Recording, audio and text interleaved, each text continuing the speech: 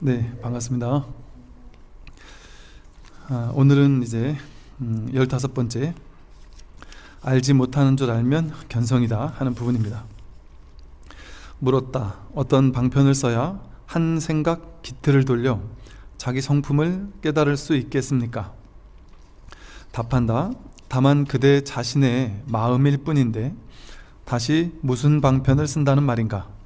만약 방편을 써서 다시 알려고 한다면 그것은 마치 어떤 사람이 자신의 눈이 보이지 않는다고 자기 눈이 없다고 하면서 다시 눈을 보려고 하는 것과 같다. 이미 자신의 눈인데 어째서 다시 보려고 하는가? 만약 잃지 않은 줄 알면 그것이 곧 눈을 보는 것이다. 다시 보려는 마음이 없다면 어찌 보이지 않는다는 생각이 있겠는가?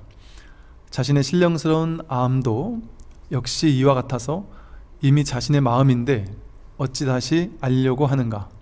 만약 알고자 한다면 곧 알지 못할 것이니 다만 알지 못한다는 것을 알면 그것이 바로 견성이다. 단지불의 시즉견성에서 아주 유명한 그 구절입니다. 어떤 방편을 쓰면 내가 한 생각 탁 돌이켜서 회광반조해서 내 마음의 성품을 깨달을 수 있겠습니까? 하고 이제 질문을 하죠. 우리들이 가장 궁금한 질문입니다. 도대체 어떻게 해야, 어떤 방편을 써야 내가 이렇게 한 생각 탁 돌이켜서 내 성품을 탁 확인할 수 있을까요? 그랬더니 이제 이렇게 답을 하죠. 다만 너의 그 마음일 뿐인데 무슨 방편을 또다시 쓴다는 말이냐? 서울에서 내가 서울을 가려면 어떤 방편을 써야 되겠습니까?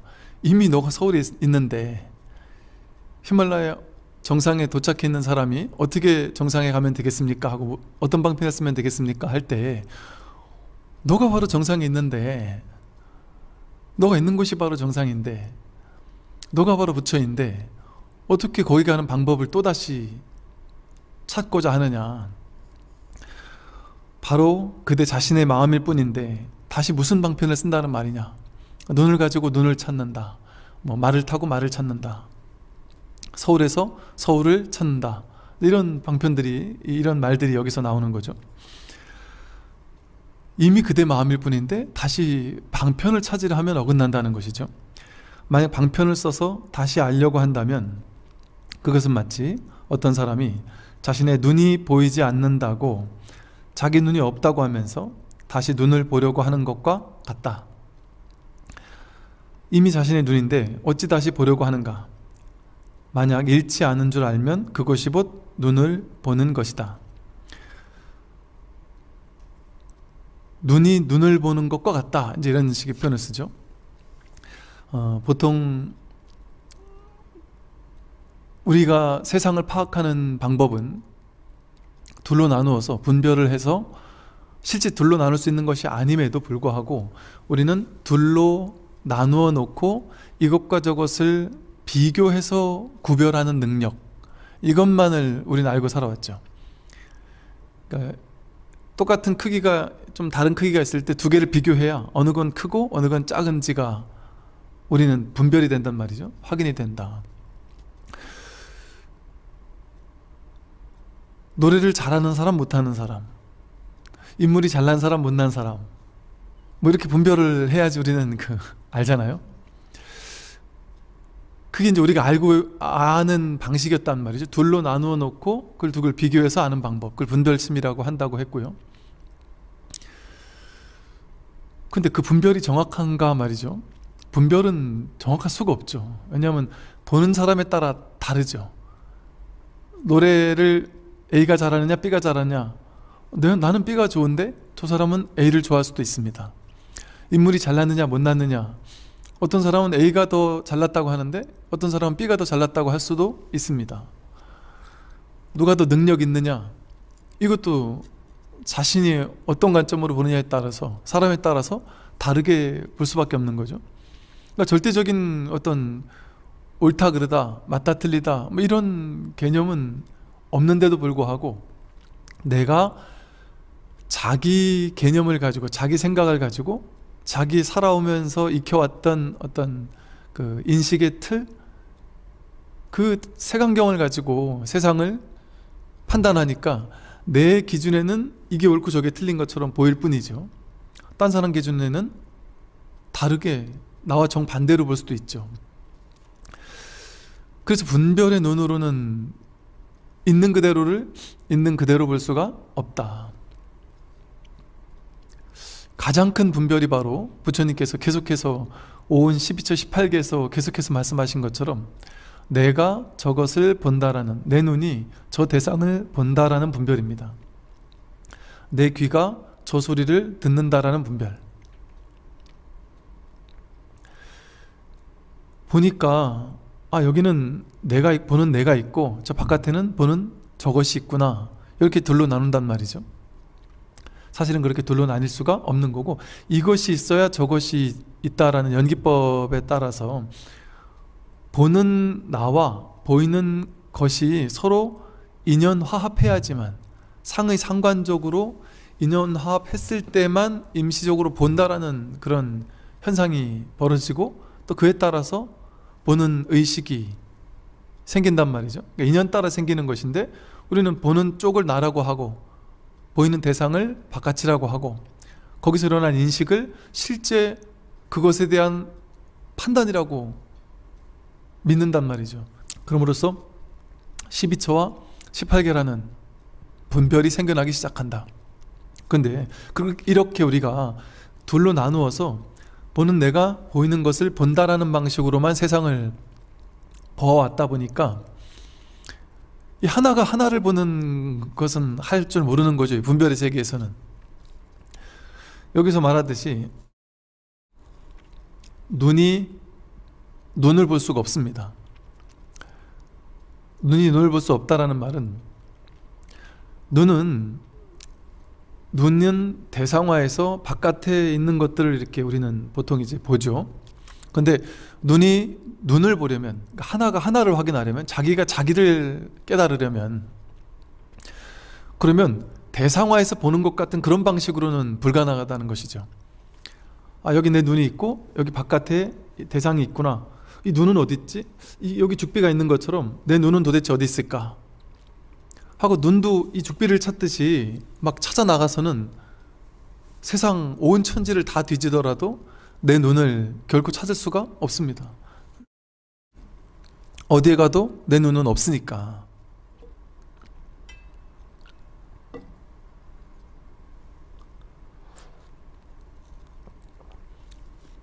세상 천지를 다 돌아다녀도 내 눈을 발견할 곳은 없어요.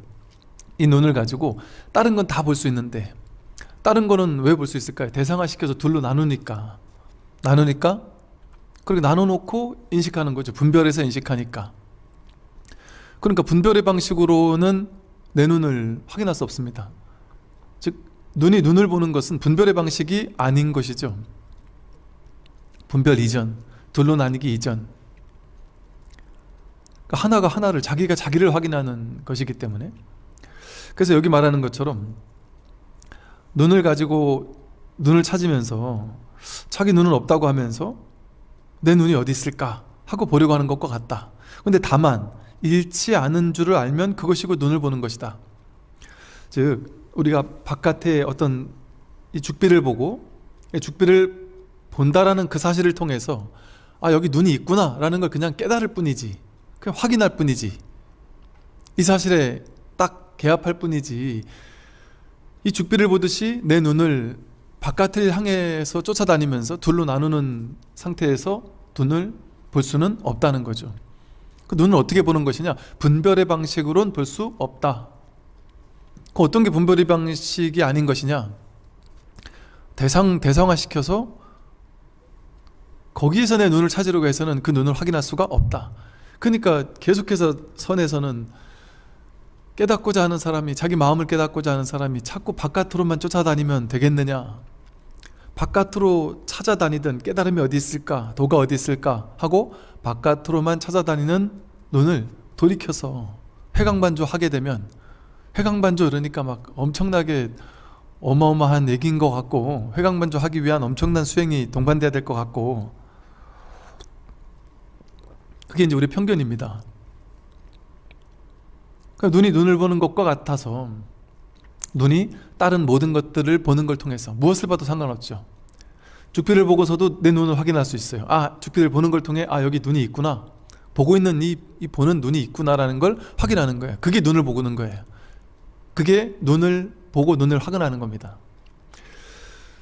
그러면 죽비를 통해서만 눈을 확인할 수 있느냐? 눈을 어떻게 하면 확인할 수 있느냐? 이걸 통해서 눈을 확인할 수 있죠. 이 A4용지를 통해서도 눈을 확인할 수 있습니다. 마이크를 통해서도 눈을 확인할 수 있다. 뜰 앞에 잣나무를 통해서도 눈을 확인할 수 있죠. 뭐를 통해서도 눈을 확인할 수 있다. 이처럼 바깥에 대상화시켜서 바깥에 무언가를 찾아 나서든 그 마음을 탁 돌이켜 내가 지금 보고 있는 이놈이 확인되는 그 순간을 바로 견성이라고 한단 말이죠.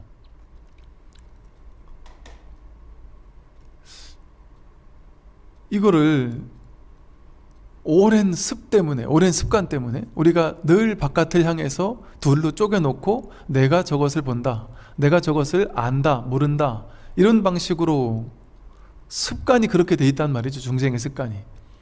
그런 식으로 우리의 습관이 돼 있다 보니까 이 너무나도 당연한, 이 너무나도 단순한, 아무것도 아닌 이 얘기에 대해서 너무 쉬워서 어렵게 느끼는 거죠. 너무 쉬워서. 이게 정말 너무 어려운 일이라서 어렵게 느끼는 것이 아니라 정말 너무너무 쉬워서 어렵게 느끼는 거죠. 그래서 불교 공부를 많이 한 사람일수록 오히려 회광반조에서 눈이 눈을 확인하는 단순한 이 견성이라는 것을 어렵다라고 느끼는 거예요. 너무 어렵게 공부를 했으니까. 야, 그건 참선을 해서 한 10년, 20년 화두 들고 앉아야만 깨달을 수 있어. 연불도 뭐 그냥 30분, 1시간 해서는 안 돼. 막 수십 년 연불만 하든지 기도를 열심히 하든지 절을 막 수만 배를 몇 년을 하든지 명상을 깊이 해서 오만 가지 산매를 체험하고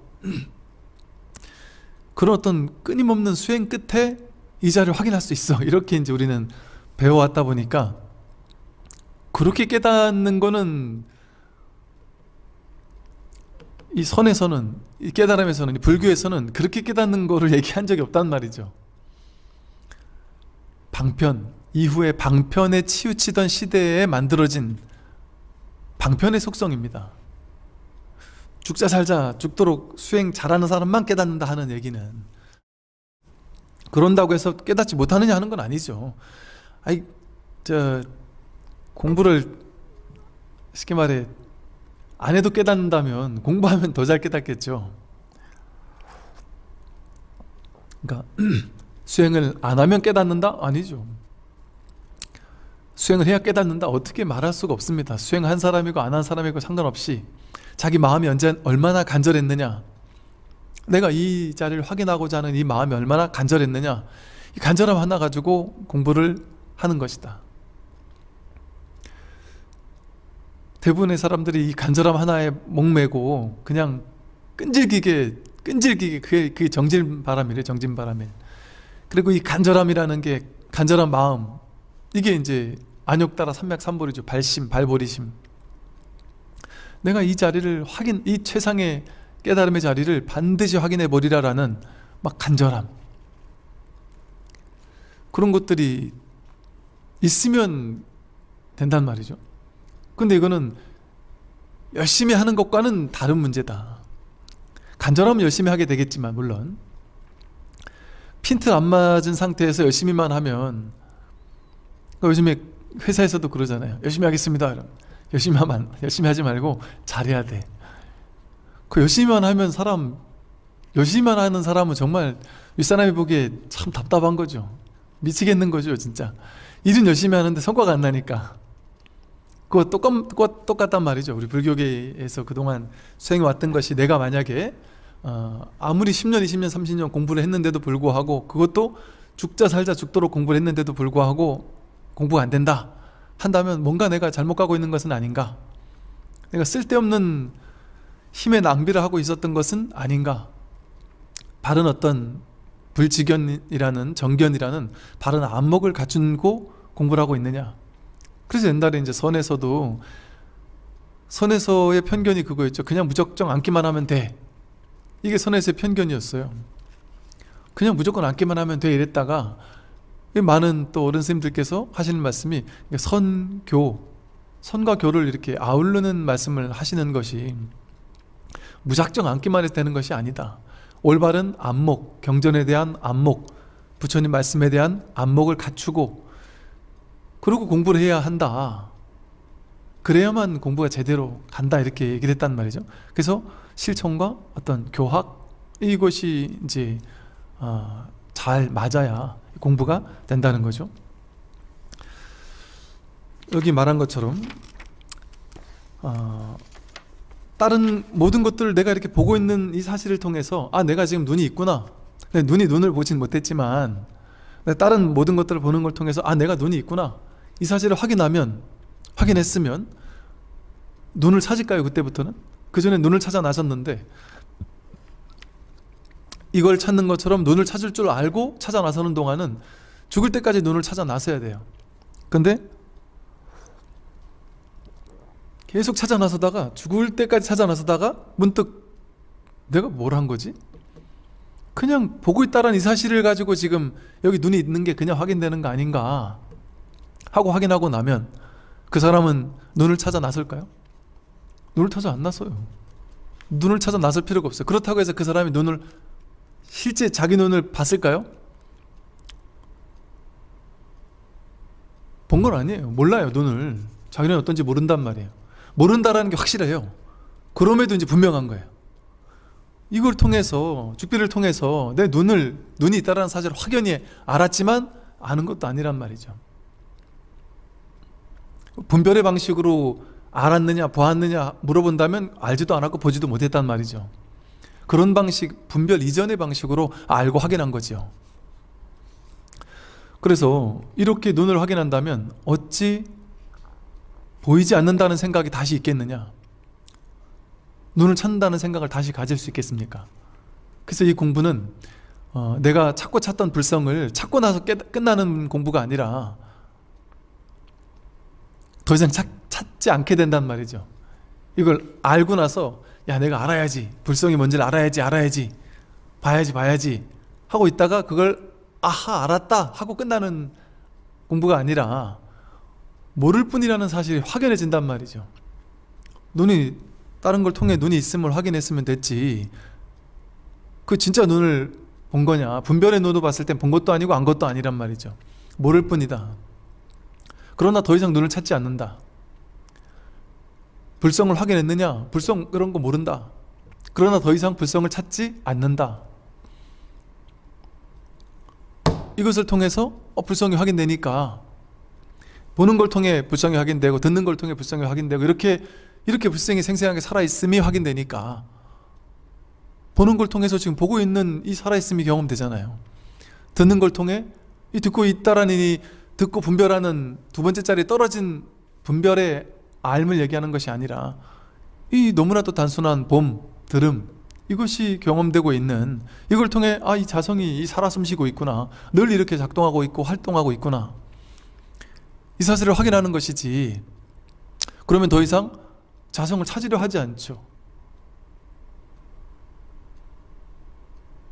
알려고 하는 마음이 사라지죠. 그러나 아느냐? 몰라요. 모를 뿐입니다. 불성 아느냐? 모른단 말이죠. 그래서 이렇게 얘기했습니다. 자기의 신령스러운 암도 역시 이와 같아서 이미 자신의 마음인데 어찌 다시 알려고 하겠는가? 만약 알고자 한다면 곧 알지 못할 것이니, 알고자 하면 내가 알아야지, 불성이 뭔지를 알아야지 하고 바깥으로 이 아는 방식을 통해서 내가 알아야지 하고 쫓아나가면 결코 알지 못할 것이니, 눈을 찾으려고 바깥으로 찾아서 내 눈을 바깥에서 확인하려고 하면 그 눈은 못 봐요. 결코 알지 못할 겁니다. 그러나 다만 알지 못한다는 것을 알면 내가 이 눈을 진짜로 내가 볼 수 있거나 알 수 있는 게 아니구나, 그냥 이걸 통해 내가 눈이 확인되는 것일 뿐이구나 하고 회광반주에서 탁 계약해버리면, 그렇게 알지 못한다는 것을 알면 그것이 바로 견성이다. 단지 불해면 시직 견성이다. 그랬더니 이제 16번인데요. 이렇게 물었습니다. 할 일을 다 마친 대장부라는 이제 16번째 읽어보겠습니다. 물었다.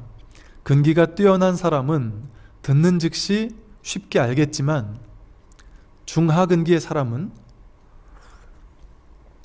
의혹이 없지 않을 것이니 다시 방편을 설하여 미혹한 이들을 깨닫도록 해주십시오. 답한다. 이제 근기가 뛰어난 사람은 스님 그런 말 듣고 다 알겠지만 저는 중근기인지 하근기인지 영 모르겠으니 좀 더 쉬운 방편을 설해서 저를 좀 깨닫게 해주십시오 하고 이제 질문을 했더니 이렇게 답합니다. 저를 좀 미혹한 저를 깨닫도록 알도록 좀 해주세요 했더니 도는 알고 모르는데 속하지 않는다. 안다 이러면 아는 내가 있고 아는 것이 있어야 둘로 나눠져야 알 수 있잖아요. 근데 그렇게 아는 것이 아니라는 거죠. 그러니까 안다 해도 어긋나고 모른다 해도 어긋나죠. 깨달았다 해도 어긋나고 깨닫지 못했다 해도 어긋나죠. 깨달았다, 내가 깨달았다 이렇게 얘기하는 사람이 뭐 방편으로 그렇게 얘기했다면 어쩔 수 없는데 내가 깨달았다라고 스스로 깨달았다고 정말 이렇게 믿는 사람이 있다면 그 깨달음이 아무리 뭐 대단하고 엄청난 체험을 동반하고 하는 깨달음이라 할지라도 그건 전혀 깨달음이 아니죠. 깨달은 자가 있잖아요. 깨달은 내가. 깨달은 내가 본래 없다라는 것을 깨닫는 것인데 깨달은 내가 있어서 내가 깨닫는다, 내가 뭐 깨달았다 하는 게 있다면 그 어찌 깨달았다 할 수 있겠습니까? 그대는 깨닫기를 기다리는 미혹한 마음을 버리고 나의 말을 잘 들어라. 깨닫기를 기다리는 마음, 그게 바로 미혹한 마음이다. 그 마음을 버리고 깨닫기를 기다리는 마음, 이 마음을 여기서는 버리라고 했어요. 이게 이제 우리 분별이 이해되는 말을 써서 이해시키는 공부를 하면 공부가 잘 되는 것 같거든요. 우리 생각에는 잘 되는 것 같은데 딱 하나 이 공부만은 분별이 머리가 잘 이해되는 공부를 계속 밀고 나가면 공부 못합니다. 세상 공부는 잘할 수 있지만 이 공부 하나만은 머리가 이해되는 공부를 하면 안 된다. 머리가 이해되지 않으려면 어떻게 해야 돼요? 몰라야 돼요. 몰라야 된다는 뭐냐면 꽉 막혀야 돼요. 이러지도 저러지도 못해야 돼요. 법문을 듣고 알았다, 내가 감 잡았다, 이렇게 해나가면 되겠네, 이런 방식으로 공부하면 되겠네, 이런 어떤 게 딱 있으면 안 된다. 그게 있다면 이제 이런 거죠. 난 진짜 모르겠다, 도대체 감도 못 잡겠다. 그런데 어쨌든 내가 확실한 방법 아닌 방법은 그냥 간절한 마음으로 그냥 법문에 귀 기울이고 들어야 되겠다. 그것 말고는 모르겠다. 도대체 방법도 모르겠고 저 양반 뭐 법문 몇 번 들어보니 방법을 명확하게 가르쳐 줄 것 같지도 않고 막 절망을 해야 돼요. 절망을 해서 야, 내가 듣다가 내가 확 이해돼가지고 내가 깨달을 수는 없는구나, 이렇게. 그리고 모든 법문은 이렇게 되도록 이끌어줍니다. 그래서 여기서 깨닫기를 기다리는 마음을 미혹한 마음이라 그랬어요. 그래서 그 마음을 버리라고 했어요. 그 마음을 버리고 내 법문을 들어라 이랬어요. 근데 또 스님들 법문을 들어보면 내가 깨닫고자 하는 간절한 발심을 가져야 된다, 이렇게 얘기한단 말이에요. 그러면 내가 깨달아야 되겠다라는 간절한 발심을 가져야 됩니까? 아니면 간절한 마음을 버리고 들어야 됩니까? 어느 게 맞을까요? 어느 게 맞다라고 정해서 둘 중에 한 길로 가면 그건 틀린 길이다, 이 소리예요. 그건 중도의 길이 아니다. 그거는 분별이 좋아하는 길이다.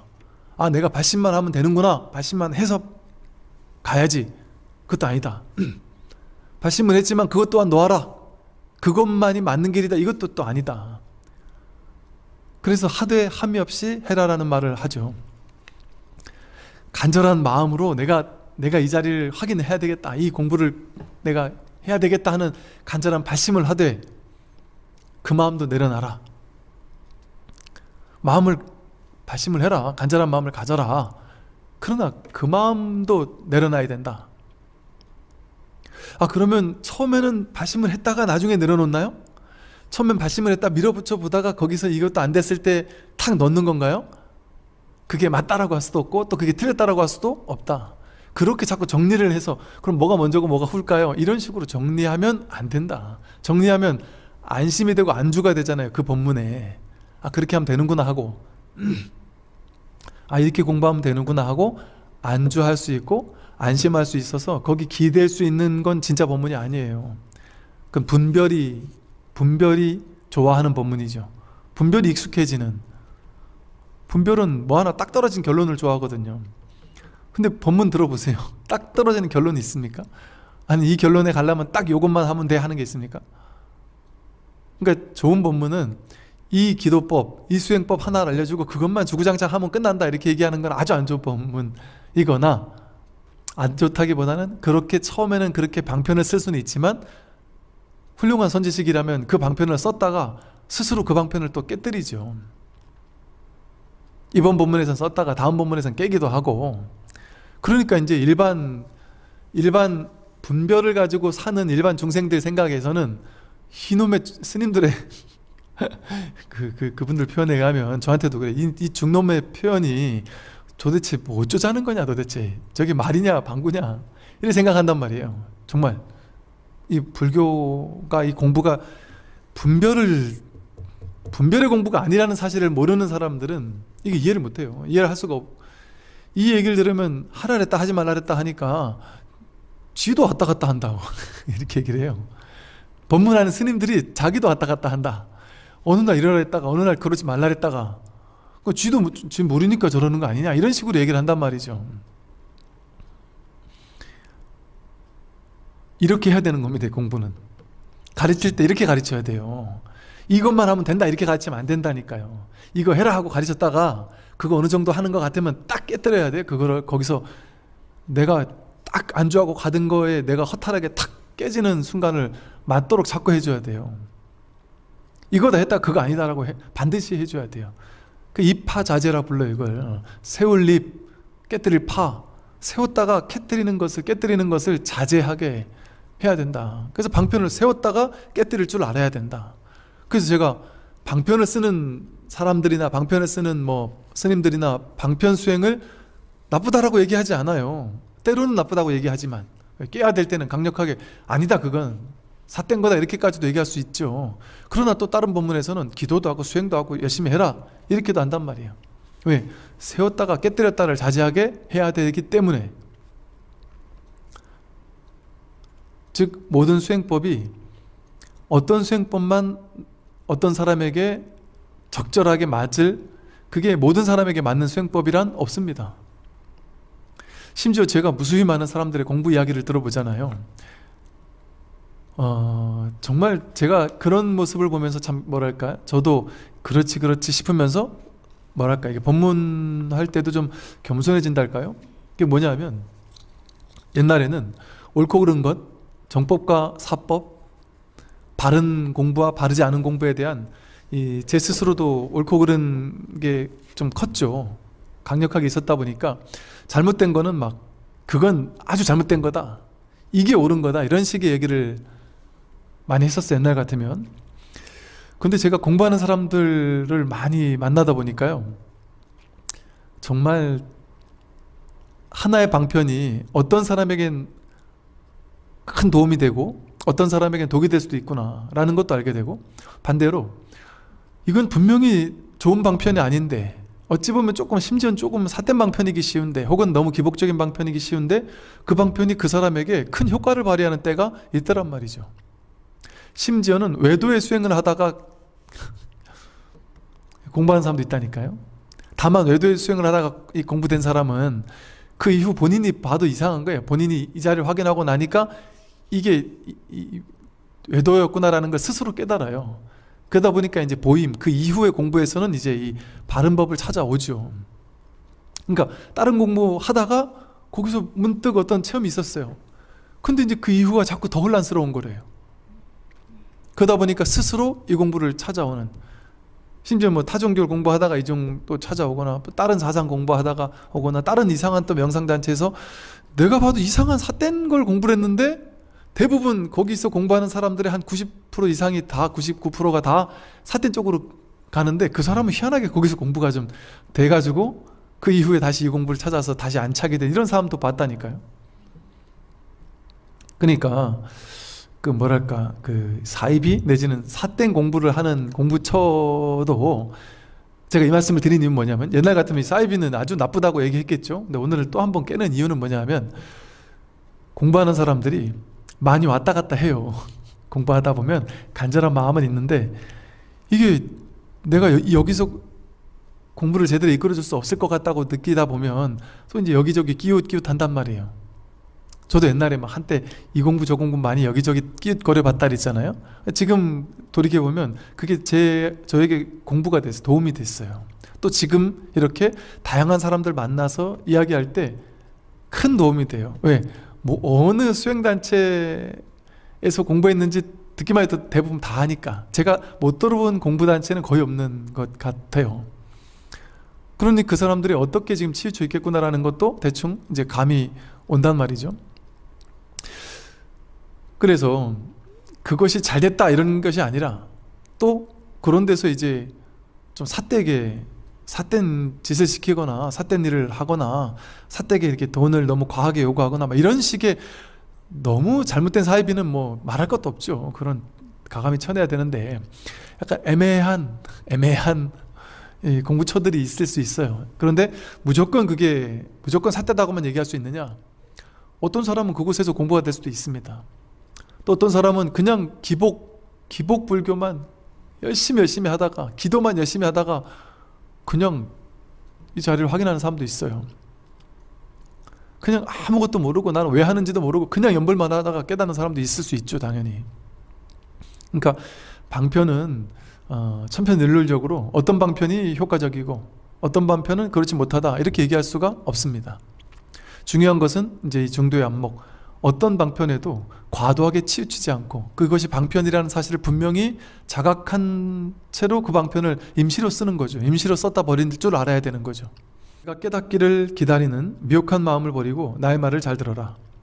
그러니까 깨닫기를 기다리는 마음이 아예 없어도 안 되고, 그렇다고 너무 막 강해도 안 된단 말이에요. 너무 강한 사람에겐 그 마음을 비워라 하고, 없는 사람에게는 깨달음에 대한 간절한 발심이 첫 번째가 돼야 된다. 그게 없으면 공부 안 된다. 이렇게 얘기를 한단 말이죠.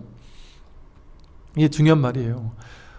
이 방편을 내려놓고 깨달아야지, 깨닫지 못하면 어쩌지 하는 이런 마음도 내려놓고, 모든 마음을 비우고 내려놓고, 모든 미혹한 마음, 망념 이걸 다 내려놓고, 그리고 그냥 이 말을 잘 듣기만 해봐라.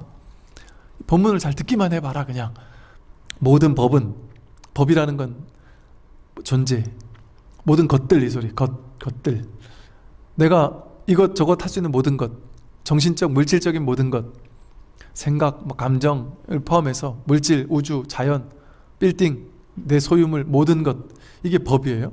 모든 법은, 즉 내가 있다고 여기는 모든 것들은 전부 다 꿈과 같고 헛개비와 같다. 실체인 건 아무것도 없다.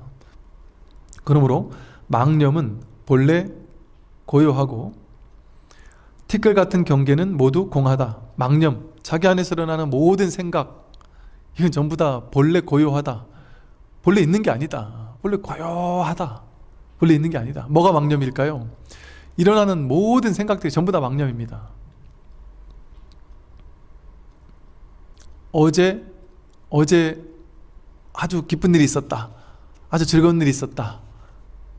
너무나도 행복한 일이 있었다. 그 망념입니다.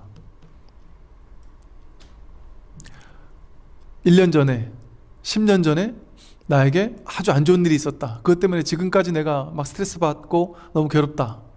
그 망념입니다. 내일이나 모레나 언젠가 내 인생에 행복한 일이 오지 않을까? 그것도 망념입니다.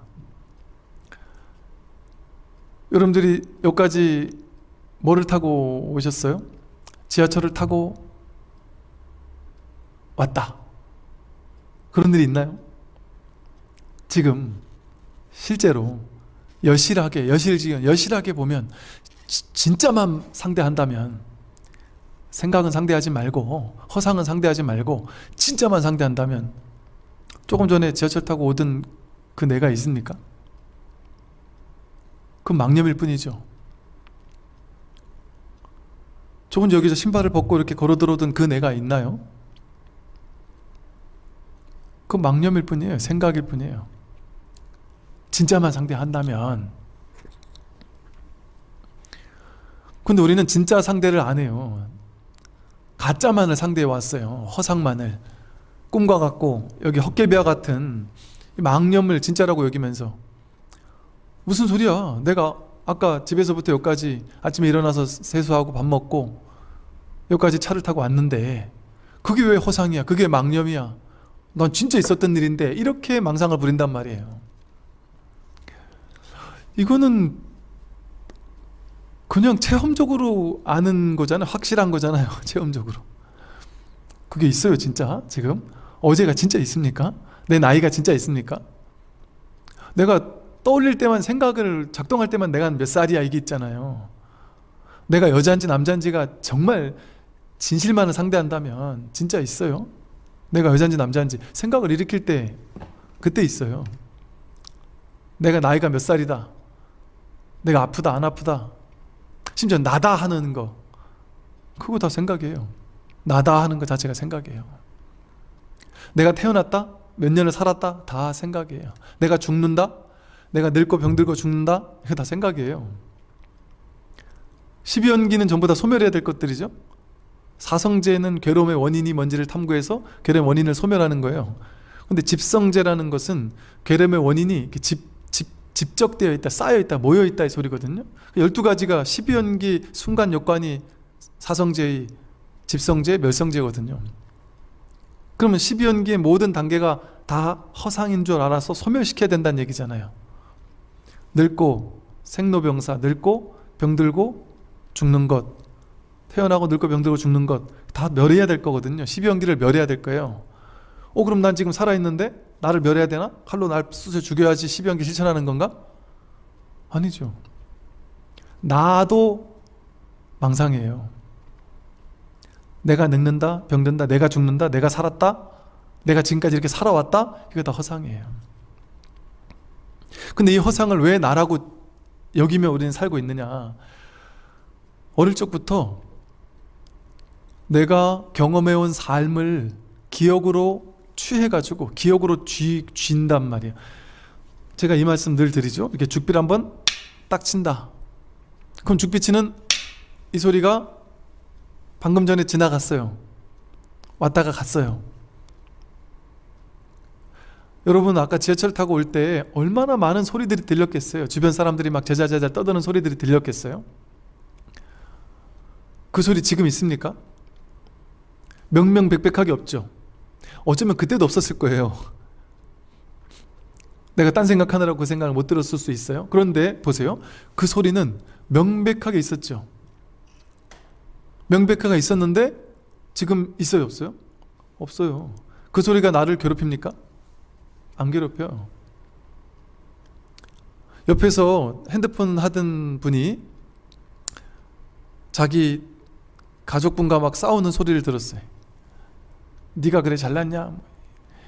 뭐 못난 게 말이지, 막 욕을 했는데 내가 혹시나 그 소리를 스쳐 지나갔으면 나에게 아무런 흔적을 안 남겨요. 근데 내가 오해를 해서 저 사람이 나한테 욕했나? 이렇게 오해를 하면 이미 지나간 그 소리가 지금까지 나를 괴롭게 만들겠죠. 그죠? 이것과 똑같이 지나간 모든 말은 흔적 없이 인연 따라 생겨나고 인연 따라 사라지고 끝. 이게 인연법의 실체예요. 허상이에요. 진실한 게 아무것도 없어요. 그냥 생기고 사라지고 끝. 뭐만 안 하면? 내가 붙잡지만 않으면. 내가 붙잡지만 않으면. 근데 내가 그 사람이 욕하는 말을 나한테 한 거 아니야 하고 망상을 일으켜서 그 소리를 붙잡았다. 10년 전에 나를 욕한 그 사람의 그 말을 붙잡았다. 어제 있었던 아주 좋았던 행복했던 그 순간을 붙잡았다. 내가 어릴 때부터 지금까지 살아오면서 경험했던 모든 경험들 그걸 다 붙잡고 있어요. 그 어릴 때 내가 건강했던 예뻤던 그 몸, 그 사진을 보면서 그걸 또 기억으로 다 집착하고 있어요. 내 살아왔던 몸뚱이를 다 내 몸이라고 기억으로 집착하고 있어요. 그게 우리가 몸이라고 하는 거의 실체거든요. 느낌, 좋은 느낌, 싫은 느낌 살아오면서 엄청 많았어요. 아주 행복했던 감정, 막 아주 소스라치게 기분 나빴던 감정, 어마어마하게 감정이 많은데 그 감정들이 쌓여 있는 걸 가지고 내 느낌이라고 내가 축적하고 집적시킨단 말이에요. 나로. 나로 기억으로 붙잡아서 내 거로 이렇게 딱 쥔단 말이에요. 근데 뭐가 많이 쥐어지겠어요? 이렇게 그냥 왔다 가는 소리는 내가 쥘 필요가 없어요. 내가 집착하거나 거부하지 않으니까. 취사간택을 강하게 하는 거, 세게 하는 거, 과하게 취하려고 하거나 좋아서 과하게 집착하려고 하거나 싫어서 과하게 밀쳐내려고 하는 것, 그런 것들 위주로 내가 취한단 말이에요. 뭐를 취해요? 내 몸뚱이를 취하고요, 느낌, 감정을 취하고요, 생각을 취해요. 내가 있었던 온갖 생각들, 사상, 철학, 이 모든 걸 취합니다. 의지작용, 바람, 욕구, 행동했던 모든 것들을 취하고요, 의식, 분별한 모든 것들을 취해요. 이걸 취해가지고 내가 쌓아놔요. 이 5가지를 취해서 쌓아놓는단 말이에요. 그리고 이걸 나라고 느끼는 거예요. 이게 오온입니다. 이걸 나라고 느낄 때 오취온이라고 한다 그랬어요. 5가지를 취해서 쌓아놓은 거, 이게 오취온이고, 사고팔고라는 불교의 대표적인 괴로움 가운데 가장 큰 대표적인 8가지 괴로움을 모두 다 포섭하는 괴로움이 오음성고라 그랬어요. 이 오온이라는 것을 쌓아놓은 것이 치성해가지고 이걸 진짜 나라고 확고부동하게 믿으면서 이걸 진짜 실체화시키는 마음, 그게 오음성고예요. 이 오늘 거짓 나를 진짜 나라고 착각하는 거, 어떤 식으로 집착하고 쌓아놓고 오온을 나라고 동일시할까요? 생각으로, 기억으로. 수많은 과거에 있었던 기억들을 떠올리면서 그 허상인데, 그 기억은 완벽한 허상이에요. 실제만 상대하면, 진짜 팩트만 본다면 없다니까요. 아무것도 없어요. 지금 지나간 과거 아무것도 없습니다. 그냥 그 일어나는 기억만 있죠. 기억으로 축적돼서, 왜냐면 이게 기억으로 축적된 것인 게 허상인 게, 만약에 실제면 태어나서 지금까지 살면서 모든 게 똑같은 비중으로 똑같이 기억돼야죠. 이 소리도 야 이 바보 같은 녀석아 라고 하는 욕처럼 똑같이 기억돼야죠. 근데 이 소리는 그냥 지나가고, 어떤 소리는 지나가고 어떤 소리는 내가 취한단 말이에요. 사람에 따라 취하는 게 또 달라요. 어떤 사람은 이 말은 취하고 저 말은 안 취하는데, 저 사람은 또 저 말은 취하고 이 말은 안 취하고. 똑같은 괴로운 상황을 겪었는데 어떤 사람은 트라우마가 엄청 남고 어떤 사람은 거의 트라우마가 남지 않을 수도 있어요. 그 말은 뭐겠어요? 그게 실상이 아니라 자기가 취한 거라는 거죠. 자기가 실상화 시키는 작업을 내가 한 거죠. 내가. 그러니까 세상은 실제가 하지 않아요. 내가 그것을 나로 취하고 세계로 취한 거예요. 이렇게 오온만 취해서 오치온으로만 취하는 게 아니라, 나만 취하는 게 아니라, 여러분 그 유식 불교에 보면 내 마음, 식이라는 것을 이렇게 견분과 상분 이렇게 나눠요. 즉 보는 측면의 나와 보이는 측면의 나, 이 2가지를 견분이 상분을 보는 거지. 즉 내가 세상을 보는 게 아니라 내가 세상이란 이미지를 내 안에 취해서 본단 말이에요. 나라고 취해진 이미지가 세상이라고 취해진 이미지를 보는 거예요. 이걸 우리가 본다고 착각하는 거예요. 실제 내가 세상을 보는 것이 아니고. 그러니까 나라고 취해진 이 거짓 이미지가 남들이 나한테, 남들이 욕설이라고 이미지 지어진 그 욕을 듣고 내가 기분 나쁜 마음을 확 일으키는 거예요. 똑같은 말을 들었는데 그 말이 어떤 사람은 욕이 되고 어떤 사람은 욕이 안 될 수 있죠. 그 욕으로 들은 거예요. 그럼 실제 그 욕이 나를 괴롭힌 게 아니라 내가 욕이라고 이미지를 내 안에서 온갖 취해진, 그런 이제 업장이라 그래요. 온갖 취해진 것들이 관념화되어 가지고 그걸로 걸러서 이걸 들은 거죠. 그러니까 이 허망한 나라는 가짜 이미지가 그 소리라는 이미지를 나쁜 소리, 욕설이라고 취해서 내가 괴로워해요. 그러니까 내가 나 때문에 괴로워하는 거예요. 세상이라는 건 없어요. 세상에 실제는 없습니다. 내가 세상에 실제화시키는 작업을 내가 하고 있어요. 세상은 실제하지 않아요. 나도 실제하지 않고. 근데 우리는 미혹하다 보니까 저 사람이 나를 괴롭혔어. 돈이 없어지니까 나는 괴로워졌어. 그거 다 거짓말입니다. 돈이 없으면 괴로워지나요? 돈을 1억, 2억을 날리면 괴로워질까요? 그거 아닙니다. 그게 실상이면 돈을 1억 날리면 모든 사람이 1억 날린 사람은 똑같이 괴로워야 될걸요 아마. 근데 얼마 전에 뭐 연예인 그런 게 있대요. 결혼한 남자가 나중에 보니까 약간 사기꾼 같았다는 거죠. 그 이 남자랑 너무 싫어서, 너무 미워서 헤어지고 싶어가지고 막 헤어질라 했는데 이혼을 안 해주니까 막 고생해가지고 몇 년 고생해서 겨우 헤어졌대요. 겨우 헤어졌는데 그 잠깐 결혼해 살았던 그 사람이 사기친 것 때문에 10억의 가까이 빚을 안고 이혼했다. 근데 기쁘다. 왜? 이혼에 성공했으니까. 저놈 이제 안 보고 살아도 되니까. 돈이야 뭐 까짓거 갚으면 되는 거고, 하나하나 어쨌든 죽을 때까지라도 갚아가면 되는 거고, 난 어쨌든 저 사람과 헤어졌으니 난 이제 다행이다. 너무 당황스럽지 않나요? 10억을 날렸어요. 10억을 빚이 생겼어요. 그런데 그게 어떤 사람에게는 다행일 수도 있어요. 어떤 사람에게는 10억이 아니라 뭐 1000만 원만 날려도 죽을 것 같이 괴로울 수도 있잖아요. 우리도 그러지 않습니까? 예를 들어 내가 100만 원을 빌려주고 그 사람이 기분 나쁘게 띵거먹고 안 줘요. 그럼 엄청 분노가 날 수도 있어요. 근데 나한테 1000만 원을 띵겨가서 안 갚았는데 너무너무 미안해 하면서 너무너무 정말 막 그래서 내가 야 괜찮다 안 갚아도 된다 이런 사람이 있을 수 있어요. 그럼 이 사람은 1000만 원을 안 갚았는데도 아무렇지 않아요. 저 사람은 100만 원 안 갚았는데도 막 괘씸해 죽을 것 같아요. 그럴 수 있습니다. 돈이 진짜 실체가 있나요?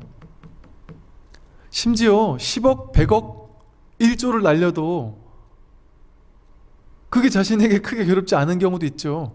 수십조 원, 수백조 원 자산가인 사람은 경기가 왔다 갔다 하는 거에 따라서 매일같이 수억 원씩, 수조 원씩 왔다 갔다 하지 않겠어요? 하루아침에 1000억을 날려도 눈 하나 깜빡 안 하는 거죠. 예를 들면 이게 왜 그럴까요? 그게 돈의 문제가 아니라, 실제 돈이 있는 것이 아니라 돈에 대한 나의 이미지를 가지고 내가 부자니 가난하진 않은 부자란 이미지, 가난이란 이미지, 돈이라는 이미지, 이거를 매칭시키면서 자기가 허망한 허상의 괴로움에 빠져 있는 거예요. 전부 다 이 세상이. 그러니까 진짜 괴로움이라는 건 없습니다. 다 허망한 이미지, 금강경에서 말하는 상, 그러니까 상을 타파하라고 하는 게 다 상을 이리저리 수합해서 내 스스로 괴로워하는 거예요. 나도 없고 세상도 없습니다. 이 사실을 확실하게 자각하면 질문이 사라져요. 질문이. 많은 사람들이 뭐 제사를 지내야 되나요? 진짜 지내야 되나요? 제사 안 지내면 그 조상님이 우리를 막 미워하지 않을까요? 요즘에 제사 심플하게 막 확 줄이고 안 지내고 내가 며느리한테까지는 안 넘겨주겠다 해서 뭐 그냥 절에다 그냥 부탁하거나 아니면 연구입 하나 딱 하는 걸로 그냥 끝내거나 제사 아예 안 지내 이런 분들도 많이 계세요. 근데 그런 분들이 와서 많은 질문하는 게 이거 안 했다가 내가 벌 받을까 봐 두렵습니다. 뭐 이런 질문하는 사람들도 많이 있죠. 또 어떤 분들은 그래요. 저 사람 귀신 씌인 것 같아요. 내가 귀신 씌인 것 같아요. 근데 다른 인격이 막 들어왔다 나갔다 해요. 나 이 빙의 된 것 같아요. 어떤 사람은 제가 귀신을 봐요. 근데 희한한 게 이 집에서 귀신을 자꾸 봐서 무서워서 이사를 갔어요. 이사를 갔는데 그 귀신이 이사 온 이 집까지 쫓아왔어. 제가 20대 때 그랬다길래 하도 기도를 해달라 해서 그 집에 가서 이렇게 기도 한번 해줬어요. 그때 이 보살님이 얼마 있다 와서 스님이 기도해주고 간 다음부터는 귀신이 안 나와요. 이게 다 뭘까요? 실제 그 귀신이 있을까요? 실제 뭐 나한테 들어오는 나도 없고 세상도 없는데 귀신이 어디 있어요? 실제는 나와 세상이 아니라 내 안에서 상으로 만들어진 상으로 만들어진 거짓 세상이잖아요. 그러니까 빙이 됐다, 귀신이 있다는 것도 상으로 만들어진 귀신일 뿐이에요. 상으로 만들어진 허망한 귀신이 쓰였다. 이것도 자기 상으로 만들어 놓은 거예요. 근데 진짜 이상한 말 하는데요? 딴 사람 목소리 막 내는데요? 왜 못해요? 다 해요. 사람은 마음 하나 일으키면 뭔 짓도 다 해요. 불교적 전통에서 내가 이런 기도하는 모습을 봐서 그 기도하면 이런 일이 벌어진다 하더라. 그거를 공부해온 사람들이 그 기도하면 그걸 체험하기 쉬워요. 다른 종교에서 뭐 어떤 뭐 방언 기도 같은 걸 보고서 나도 저런 걸 체험했으면 좋겠다 이래 마음을 낸 사람은 그걸 체험할 수 있어요. 마음은 마음 먹은 대로 체험해요. 왜? 실제를 체험하는 게 아니라 실제 그것을 내가 겪는 게 아니라 허상으로 만들어 놓은 걸 내가 체험하는 거니까 다 허상으로 만들어진 거 게임이거든요 이게. 그러니까 뭔들 체험 못해요? 마음 먹으면 부자 된다. 부자 되죠. 왜? 실제 1000억을 벌어서 부자가 될 수도 있어요. 왜? 그 1000억이라는 것도 내 마음에서 만들어낸 이미지의 1000억이에요. 전부 다 자기 마음에서 일체유심주의예요. 일체. 모든 게 마음에서 만든 거예요. 근데 이걸 모르니까 실제 바깥에 귀신이 있는 줄 아니까 어둠 밤에 가면 진짜 무서운 줄 알고 귀신이 나를 진짜 덮치는 줄 알고 진짜 귀신이 나한테 쓰이는 줄 알고 그래서 뭐 어디 가면 이렇게 해가지고 귀신을 진짜 떼주는 줄 알고 떼줬는데 다시 왔어요. 뭐 이런 얘기 했었고 이게 다 불이법이라는 아주 단순한 부처님의 가르침, 이 진실, 일체유심조라는 이 간단한 진실을 모르니까 네 이런 질문을 하는 거예요. 영가가 진짜 있습니까? 뭐 그 영가가 나를 어떻게 생각할까요? 제사 안 지내는 나라 사람들은 그럼 다 지금 못 살게요? 다 힘들게요? 제사 안 지내는 나라가 얼마나 많습니까? 제사 지내는 나라가 더 적죠. 그렇다고 제사를 지내야 되냐 안 지내야 되냐. 전통은 뭐 전통대로 그냥 아름다운 미풍양속으로 전통으로 그냥 사회에서 다 그렇게 따라주니까 이게 공하다는 것을 알면서 그냥 따라줄 수 있죠. 그러면 따라줘도 좋고 안 따라도 뭐 큰 상관없어요. 그렇다고 무조건 다 필요 없다 이럴 필요는 없어요. 안 그러면 살 수가 없어요. 인생을 어차피 다 연극하며 살아야 돼요. 근데 그게 연극인 줄 분명히 알며 살면 걸릴 일이 없다. 연극은 다 하면서도 해도 안 걸리고 안 해도 안 걸리고 이처럼 모든 법은 꿈과 같고 헛개비와 같습니다. 그러므로 이 망념은 본래 고요해. 망념 다 망령이에요. 망념은 본래 고요해요. 이 소리랑 똑같아서 있는 것도 아니고 없는 것도 아니에요. 내 과거, 내 미래, 나의 괴로움 그거 있는 것도 아니고 없는 것도 아니에요. 허망한 거예요. 본래 고요합니다. 아무 일이 없어요. 우리 인생에. 내가 돈을 벌었다? 아무 일이 없어요. 돈을 날렸다? 아무 일이 없어요. 허상이에요. 자식이 좋은 대학을 갔다? 아무 일이 없습니다. 그냥 그런 상을 잠시 취해서 내가 기뻐했다가 괴로워했다가 그런 연극을 할 뿐이지 그런 일은 없습니다. 따로. 재밌게 그래서 유희산매로서 재미나게 인생을 즐기고 가지고 놀아요. 노시란 말이죠. 진짜인 줄 알면, 아닌 줄 알면, 진짜가 아닌 줄 알면, 꿈인 줄 알면 꿈깬 채 자각몽을 꾸듯이 꿈깬 채 꿈을 산다면 꿈은 꿈대로 열심히 사는데 돈도 벌고 다 할 건 다 하는데 막 걸릴 게 없죠. 크게. 얼마나 자유롭겠어요. 티끌 같은 경계는 본래 공하다. 그러니까 바깥 경계라는 티끌, 그러니까 경계 바깥 대상, 바깥 경계 그게 다 티끌 같은 경계라 그랬잖아요. 먼지 같은 실체가 있는 것이 아니다. 본래 공하다.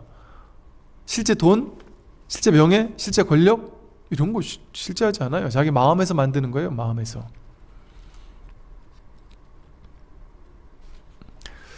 모든 법이 다 공한 그곳에 신령스러운 알은 어둡지 않으니 공적영지라는 이 마음이 바로 그대의 본래 면목이며 3세의 모든 부처님과 역대 조사들과 천하의 선지식이 서로 은밀하게 전한 법인이다.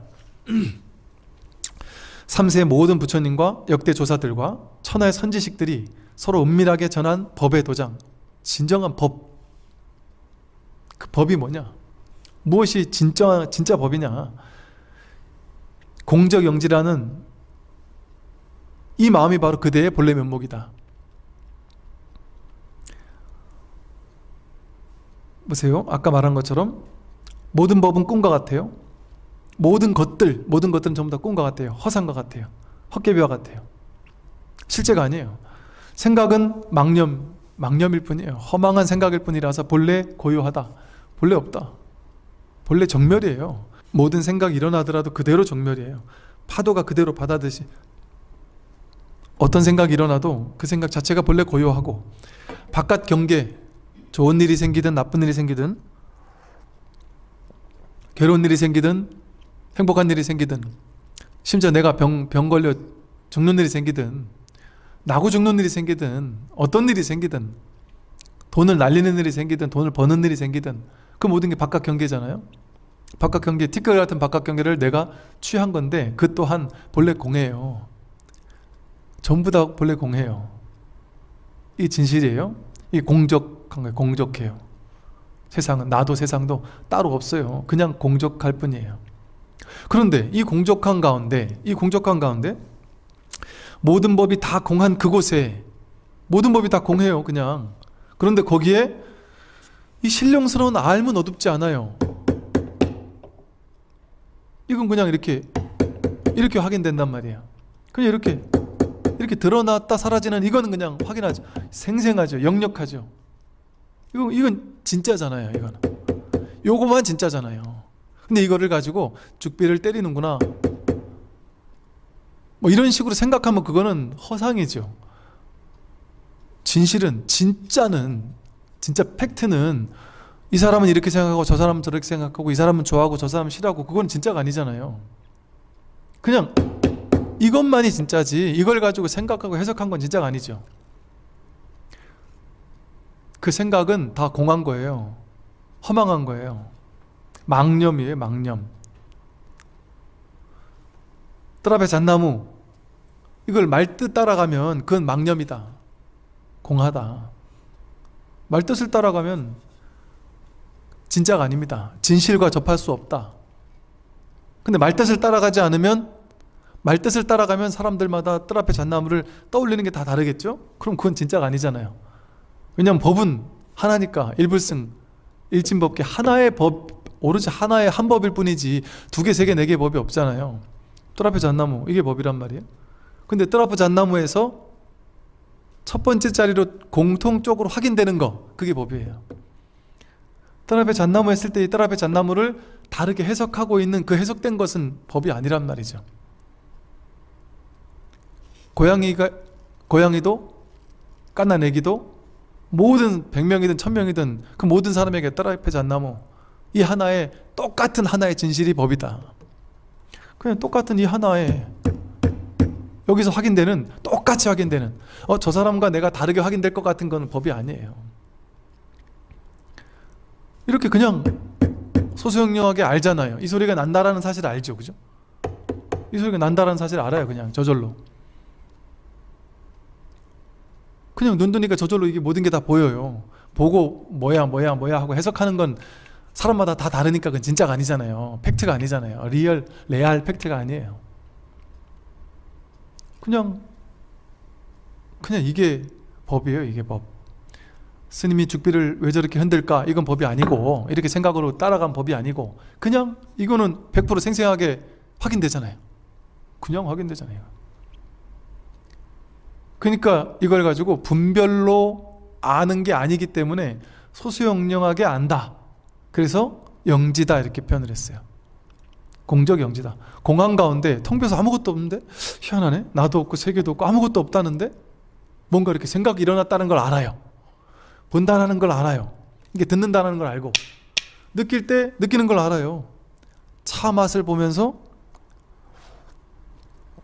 아까는 따뜻했고 지금은 식었구나라는 걸 그냥 저절로 알아요. 생각이 일어나면 생각이 일어나는 걸 저절로 알고,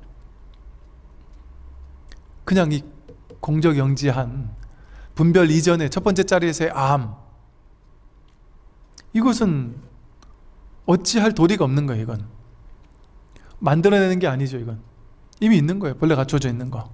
한 번도 없었던 적도 없고, 어디 사라지는 것도 아니고, 나한테 있는 것과 여러분에게 있는 게 다른 것도 아니고. 이게 얼마나 할까요? 크기가 얼마나 할까요? 이게 크기가 얼마네요? 이 마음의 크기가, 크기 몰라요. 색깔이 있어요? 언제부터 있었던 걸까요? 누구한테는 더 크고 누구한테는 더 작을까요? 깨달음을 얻은 부처님에게는 이게 더 투명하고 선명하고 막 아름다운데 우리에게는 희미할까요? 그런 모양으로 볼 수 있는 무언가가 아니다. 그냥 늘 드러나 있는 것이다. 그래서 근데 이건 볼 수 없어요. 어떻게 볼 수 있느냐? 눈이 이 컵인가 이게? 이걸 뭐라 부르더라? 찻잔. 눈이 이 찻잔을 봄으로써 눈을 확인할 수 있잖아요. 찻잔을 보는 것뿐 아니라 찻잔 받침을 보고도 눈을 확인할 수 있잖아요. 무엇을 보든 눈을 확인하듯이 무엇을 보든 무슨 소리를 듣든 이 법이 확인된단 말이죠. 공적영지한 이것이 먼저 확인되고 그 다음에 분별이 시작된다. 근데 분별은 두 번째, 세 번째 화살일 뿐이죠. 그러니까 이것은 이 첫 번째 짜리는 볼 때 확인되고 들을 때 확인되고 냄새 맡을 때도 확인될 수 있고 생각이 딱 난다는 그 사실을 통해서 확인되고 도대체 뭐가 생각을 일으켜요? 그러니까 이제 여기서도 이렇게 또 표현을 했어요. 조금 더 쉽게 설명해 주기 위해서 만약 이 마음을 깨달으면 참으로 단계를 거치지 않고 바로 부처의 경지에 올라 걸음걸음이 삼계를 초월하고 본래 집에 돌아가 단박에 의심을 끊을 것이다. 보세요. 이 마음을 깨달으면 단계를 거치지 않고 이거 단계를 거칠 게 없어요. 그냥 아니 내가 서울에 있는지 여기가 서울이었단 말이야? 하고 딱 대본에 확인하면 끝이지. 그걸 내가 여기가 서울이라는 걸 내가 50% 알았어. 60% 알았어. 이렇게 안 와요? 자기가 히말라야 정상에 있다라는 것을 정상에 있는 사람이 여기가 정상이야. 아 그래? 이러면 끝나는 거지. 단박에 아는 거지. 나 한 30% 안 것 같은데? 이렇게 되지 않는단 말이에요. 그래서 단박에 단계를 거치지 않고 바로 부처의 경지에 올라. 왜? 본래 부처의 경지이기 때문에 언제나 단 한 번도 부처의 경지에서 떨어져 본 적이 없기 때문에 단박에 부처의 경지에 오르지만 오르는 것도 아니에요. 늘 그 자리니까. 그러나 방편으로 이렇게 얘기를 한 거죠. 부처의 경지에 올라 걸음걸음이 삼계를 초월하고 걸음걸음이 욕계, 색계, 무색계 삼계를 초월해요. 삼계가 따로 없으니까. 여기가 다 삼계니 삼계가 어디 있어요? 삼계를 초월하는 거예요. 이게 바로 삼계를 초월하는 거예요. 단박에 이 자리를 확인하는 그것이 삼계를 초월하는 거예요. 여기저기 거기 시간, 공간 이 모든 것을 단박에 초월하게 된다. 그래서 본래의 집으로 돌아간다. 본래의 집. 그냥 내가 늘 있던 그 자리. 늘 내가 있던 그 순간. 그 자리를 그냥 쓰게 된다. 그래서 단박에 의심을 끊을 것이다. 이제 더 찾지 않는 거죠. 더 의심하지 않는다. 더 이상 의심할 필요가 없다. 그냥 이것뿐이라는 게 늘 확인하니까, 늘 확실하니까. 근데 처음에는 늘 확실하다 이런 표현이 좀 낯설죠. 그러니까 처음에는 자꾸 스스로도 뚫리게 보고 자기 뺨도 한번 때려보고 이게 맞니 하고 물어도 보고 그러겠지만 꼭 그럴 필요가 없죠. 볼 때 확인되고 들을 때 확인되고 늘 확인되는 이거밖에 없으니까. 그래서 이런 일이 이제 벌어진단 말이죠. 그래서 인간과 천상의 스승이 되고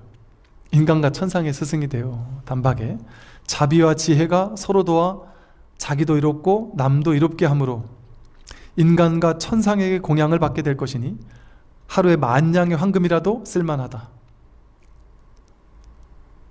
이 선오록에 이런 얘기 많이 나와요. 하루에 10,000냥의 황금이라도 쓸만하다. 이 돈이 많고 적은 게 다 똑같은 거예요. 다 똑같은 거예요. 다 똑같은 거. 그럼 이런 사람은 10,000냥의 황금을 써도 낭비한 게 아니에요. 그 돈을 소화시킬 수 있느냐, 그게 중요한 거지. 그대가 만약 이와 같다면 참다운 대장부로서 평생 할 일을 다 마친 것이다. 이게 진짜 평생 할 일을 마친 거예요. 평생 할 일을 이렇게 마치는 거지. 이렇게 공부를 통해서 마치는 거지. 돈 많이 번다고 내가 자금 노후 자금 넉넉히 만들어 놓는다고, 자식들까지 심지어 손자까지 다 쓸 수 있는 자금을 넉넉히 만들어 놓는다고 평생 다 할 일을 마친 걸까요? 그 돈 때문에 자식들이 싸울 수도 있는데요. 이게 안 되는 일이 아니다. 되는 일이다. 그리고 더 놀라운 점은, 이게 참 고마운 점은, 고마운 공부인 것은, 세상 공부는 공부 잘하는 건 타고나고, 노래 잘하는 것도 타고나고, 일 잘하는 것도 타고나고, 잘생긴 것도 타고나고, 다 타고나야 돼요. 자기 기질적으로 자기가 잘하는 거는 그냥 별로 안 해도 잘해지잖아요. 노력이 어느 정도 필요하지만. 근데 딱 하나 이 공부는, 아니 머리 나쁜 사람이 죽도록 공부해도 머리 잘하는 사람만 이해하는 걸 이해할까요? 이해 못해요. 이해하기가 쉽지 않죠. 키 작은 사람이 막 죽도록 키 크려고 해도 키 커질까요? 안 커져요. 신기하게도 제가 정말 많은 사람 만나보잖아요. 신기하게 이 공부 하나는 공부와 아무 상관없어요. 공부 잘하고 못하고 아무 상관없어요. 남자 여자 아무 상관없어요. 불교 공부 오래 했고 적게 했고 상관없어요. 수행 잘하고 못하고 진짜 상관없어요. 심지어 타종교인 아무 상관없어요. 오히려 오래 공부한 불자보다 이제 막 공부하기 시작한 타종교인들, 그런데 마음, 요즘에 유튜브가 놀라운 점이요, 유튜브를 통해서 이 종교 이런 게 사라지는 것 같아요. 그냥 형식적으로 종교는 하나 믿는 거예요. 나는 교회, 나는 성당, 나는 절, 그냥 다니던 거니까 그냥 다 다니는 거예요. 그러나 마음은 열고 기독교 천주교인들이 스님 법문도 듣고 철학 강의도 듣고 막 이래 왔다 갔다 하면서 듣더라고요. 마음을 열고 들어요.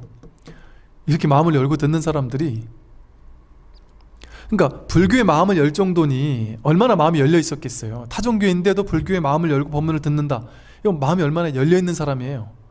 근데 오히려 불교 공부하는 사람은 내가 불교 공부 많이 했다는 상이 있으니까, 저 스님 저거 아닌데, 내가 공부한 바로는 저거 아닌데, 이렇게 계산하고 따지며 듣다 보니까 마음을 열지 못해요. 그러니까 이 공부가 잘 안 되는 경우가 더 많아요. 오히려 여기 불이법의 이 자리에 뭔 차별이 있어요? 아무런 차별이 없어요. 공부 많이 하고 자꾸 하는 사람 똑같아요. 남자 여자 똑같아요. 어디 여자는 성불하지 못한다, 이거는 진짜 어리석은 생각이에요.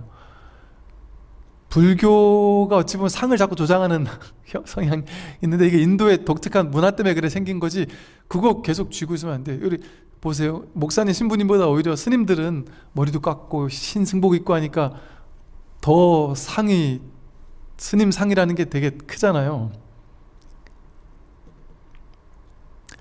스님은 되고 나는 안 된다? 이거 엄청난 상이에요. 스님과 제가 다 똑같아요. 어떤 사람이 이걸 절대적으로 스님은 계를 받았기 때문에 우리와는 완전 다르다 이렇게 생각하는 사람이 있어요. 이게 이제 타종교의 어떤 결정론적인 사고방식, 딱 이분법적인 사고방식에서는 그게 말이 맞아요. 왜냐하면 신과 인간이 엄연히 다르잖아요. 그러니까 그 성직자와 내가 완전히 다른 거예요. 심지어 성직자가 파괴를 해도 그 어떤 성직을 받았던 그것은 없어지지 않는 영원한 뭐 이런 실체성을 지녀요. 불교는 스님은 계를 받았기 때문에 실체성을 지니는 뭔가가 있다? 이건 말도 안 되는 소리예요. 나는 결혼했기 때문에, 나는 뭐 이제 성관계를 하기 때문에, 나는 계율을 좀 더 어기기 때문에, 나는 술을 먹기 때문에, 뭐 조금씩의 차이는 있겠지만, 술을 먹으면 당연히 방해는 되겠지만, 또 나는 담배를 피기 때문에, 난 생활 습관이 어떻기 때문에, 난 오신채를 먹기 때문에, 나는 맵고 짠 걸 좋아하기 때문에 공부를 못한다? 아닙니다. 보조적인 계율이라는 것은 그걸 지키면 좋은 울타리가 되긴 해요. 울타리가 되긴 해요. 당연히 그런 공덕이 있어요. 그러니까 일반 중생들은 조금 더 계율을 지키고 사는 게 당연히 훨씬 좋죠. 왜냐면 마음에 거리끼는 게 있으면, 죄의식 같은 게 거리끼는 게 있으면 마음이 고요하지 못하니까 공부가 안 되는 그런 정도의 차이지, 뭐 여자라고 못 깨닫고 제가 자라고 못 깨닫고 절대 그런 거 없습니다. 똑같아요. 똑같습니다. 다르다고 하면 그건 불교가 아니에요. 불이법이 아니에요. 그래서 마음을 비우고 이 공부를 하면 그 공부가 된다니까요. 오늘 아침에 제가 아까 글을 올려놨는데, 오늘 아침에 어떤 법우님이, 이런 메일이 한 번씩 와요. 근데 이렇게 가끔 한 번씩, 제가 자주는 안 올리는 이유가, 이거에 또 하나의 상이 될까봐 이제 그러긴 하는데, 왜냐면 이런 얘기를 들으면, 공부 이야기를 들으면 저렇게 공부가 되나? 나도 저렇게 돼야 되는데 하고 자꾸 기다리는 마음을 자꾸 가지고 상을 가지기 때문에. 그런데 가끔 이런 이야기는 조금 도움이 되겠다 싶은 것들은 가끔 한 번씩 올려드리는데, 이분 얘기도 한번 들어보세요. 그냥 본문을 듣다가 참 이제 나름의 이제 괴로움의 소멸이 온 거죠. 스님, 제가 어릴 적 부모님을 한꺼번에 여의고 평생을 엄청난 고통과 불행 속에서 살았었습니다. 지금 갑자기 울컥해지네요. 스님, 제가요 작년 12월 중순부터 그냥 사람이 확 뒤집어졌어요. 좋아지고 달라지고 성장하고 해서 많이 편안해지고 홀가분해지고 고통도 훨씬 없어지고 우울도 없어지고 삶의 짐, 무게가 너무너무 가벼워졌지만, 그전에는 그래도 못 놓고 있던 것이 가족 간의 화목이나 제 노후에 대한 걱정 같은 것들은 여전히 없어지지 않았었습니다. 저를 끝까지 붙들고 있던 그 무거운, 제 스스로 짊어지고 있던 그 평생의 무거운 짐이 그런데 어느 날 내려져 버렸습니다. 그리고 삶을 더 가볍게 또 즐기면서 살게 되었습니다. 예전에 가벼워져서 행복하다, 즐겁다라고 말씀드린 것에 비하면 지금은 완전히 자유롭습니다. 제가 스스로 생각으로 저를 걸러 넘어지게 했고, 저를 묶어서 오도 가도 못하면서 괴로워하고 고통스러워하고 두려워하고 무서워했던 것들로부터 자유로워졌습니다. 특별한 계기가 뭐였냐? 딱히 없습니다.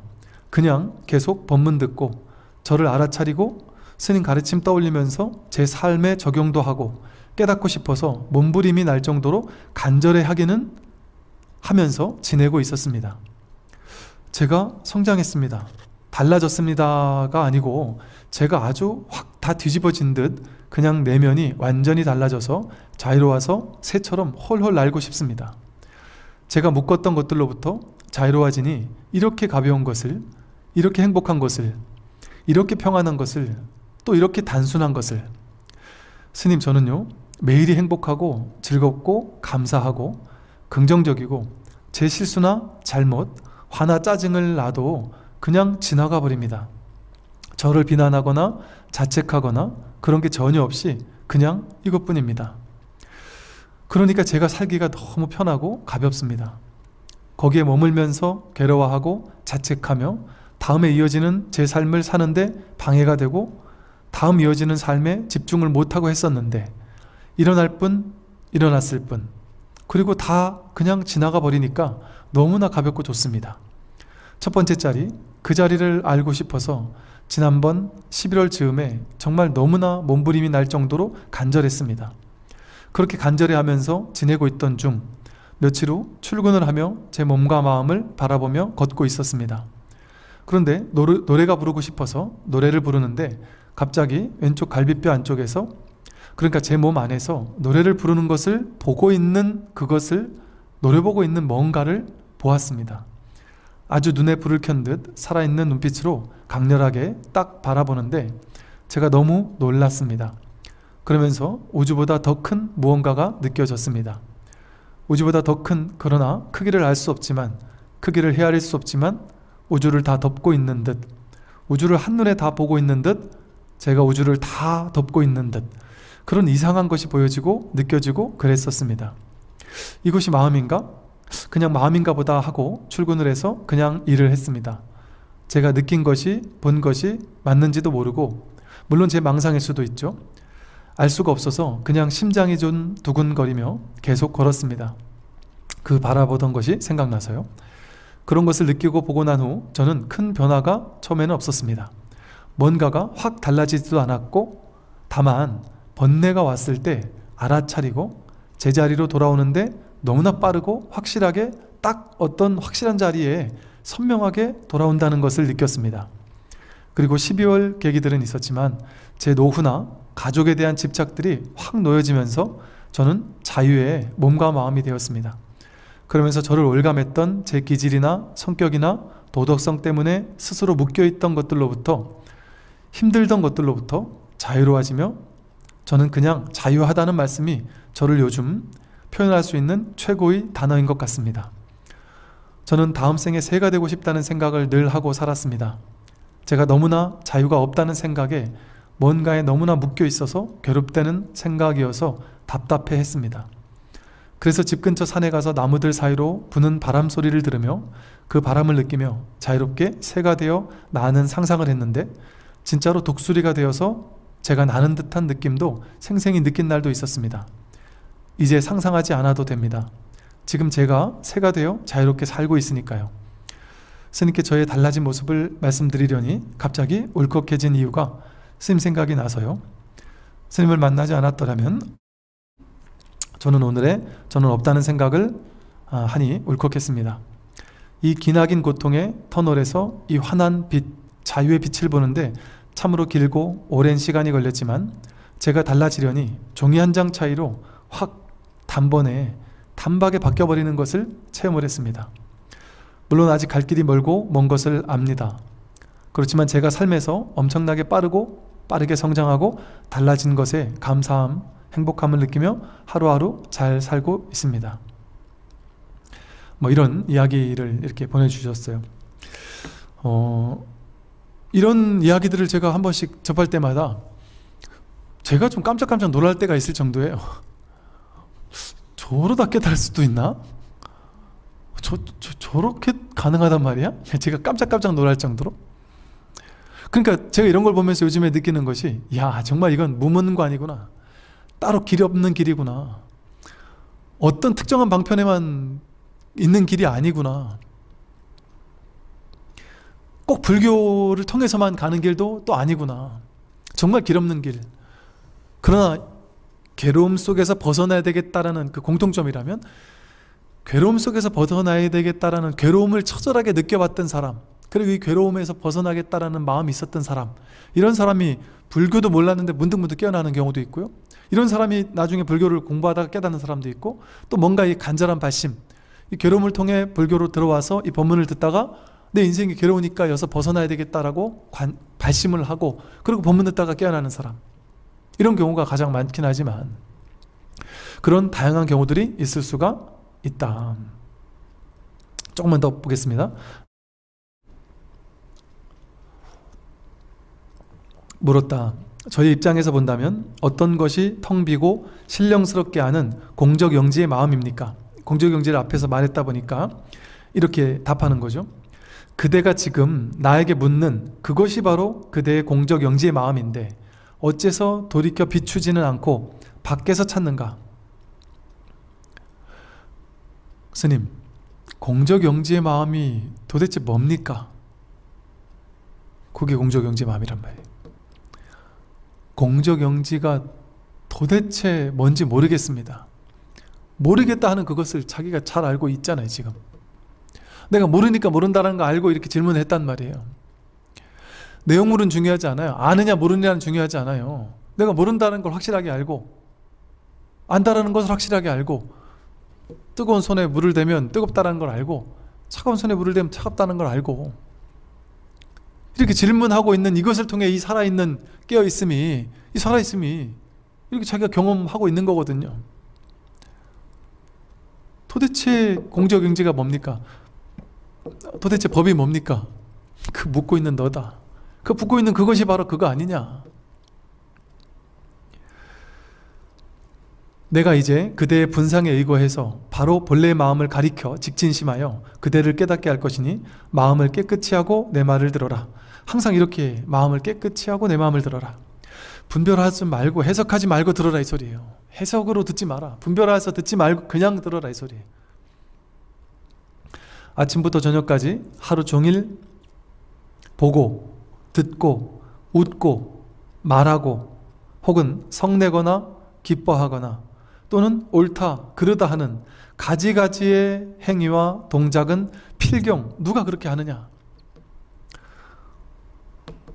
보는 거 누가 보느냐?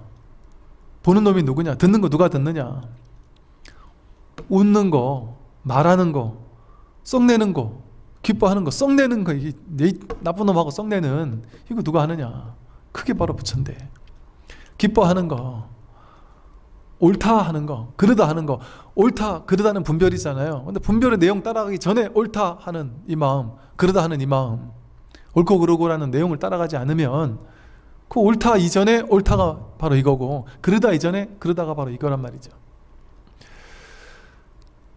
이렇게 하는 가지가지의 행위와 동작은 필경 누가 그렇게 하고 있느냐? 만약 육신이 움직이게 하는 거라면 내 몸이 하죠 이런 게 하는 거라면 어째서 금방 목숨이 끊어진 사람은 몸은 아직 썩지도 않았는데 지금 눈이 딱 끊어진 사람은 눈으로 보지 못하고 코로는 냄새 맡지 못하고 혀로는 맛을 보지 못하고 몸은 움직이지 못하고 손은 잡지 못하고 발은 걷지 못하느냐? 그러므로 보고 듣고 움직이는 것이 반드시 그대의 본마음, 본심이지 그대 육신이 아님을 알 수 있다. 육신이 하는 게 아니다. 육신이 하는 게 아니에요. 육신이 하는 거면 눈 뜨고 있으면 다 봐야 되잖아요. 눈 뜨고 못 보는 경우 태반이죠. 눈 뜨고 뭐만 봐요? 자기 관심사만 봅니다. 자기 좋아하는 것만 봅니다. 여행을 갔어도 여행기를 보면 다 달라요. 자기가 좋아하는 것만 보니까 자기에게 본 것이 달라요.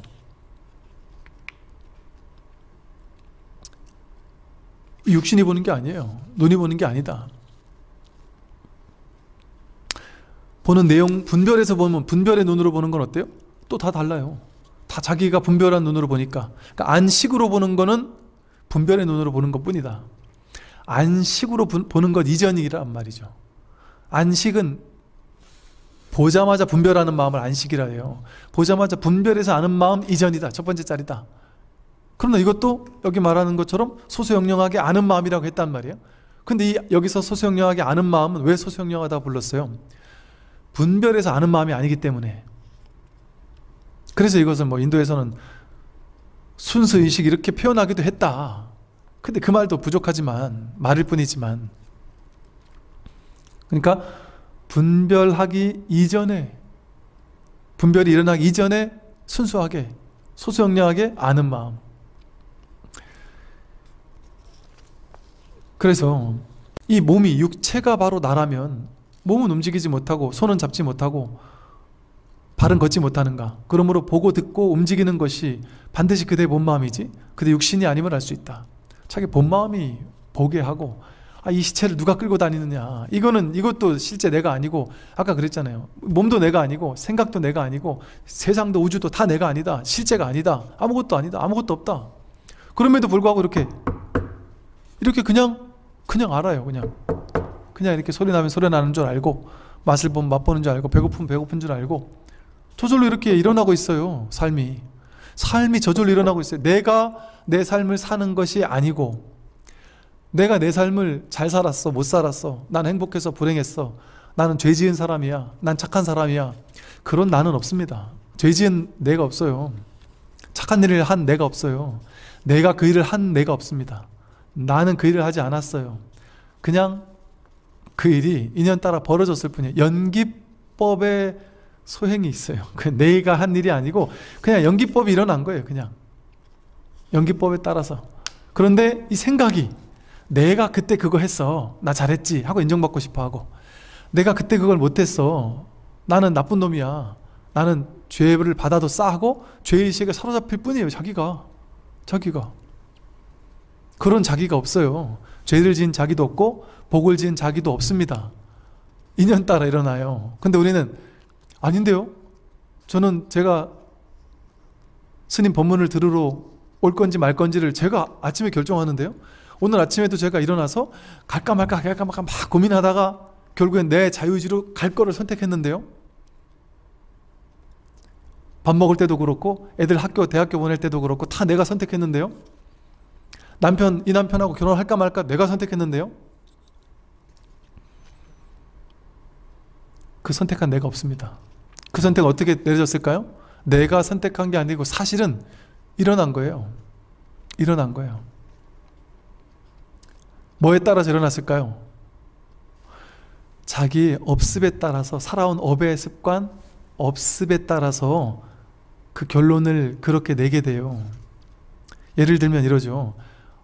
딸이 아빠를 맨날 욕하면서 난 아빠 같은 남자랑 죽어도 결혼 안 할 거야 하면서 나도 모르게 아빠 닮은 남자를 선택해요. 자기도 모르게. 나중에 선택하고 나서 나중에 보니까 내가 그렇게 싫어했던 아빠 닮은 남자였네 이놈이. 그때 가서 깨달아요. 이게 색안경이 콩깍지가 껴서 20대 때 콩깍지가 껴서 시집장가 가잖아요. 그럼 어른들은 콩깍지가 안 껴있으니까 훤히 보이잖아요. 야, 너 쟤랑 결혼하면 큰일 난다. 뻔히 보이는데 자식은 아무리 얘기해줘도 안 듣죠. 그게 맞는 거예요. 자식은 얘기해줘도 안 들어요. 그리고 얘기해줘도 안 들어야 결혼할 수 있어요.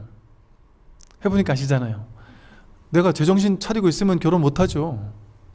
그러니까 나이 한 40, 50 뒤늦게 결혼 못한 사람들은, 아니면 한 번 실패한 사람들이나 뭐 이런 사람들 중에는, 아니면 한 80 넘으신 할머니들 아주 도인처럼 말씀하세요. 뭐라 그러시냐면, 남자 다 초월해 버렸어요. 한 40, 50대에서 혼자 사는 게 딱 즐거운 사람들은 뭐하러 귀찮게 결혼을 하느냐, 뭐하러 쓸데없이 내가 이 나이에 내가 안 해본 것도 아니고 한번 가보신 분들은 한번 가보고 나니 그 뭐 좋을 것도 없고 거기 내가 뭐하러 그거 맞추면서 내가 또 그렇게 살겠느냐 하는 사람도 있단 말이죠. 왜? 계산이 많으니까 결혼을 못해요. 계산하는 게 많으면 절대 결혼 못합니다. 왜?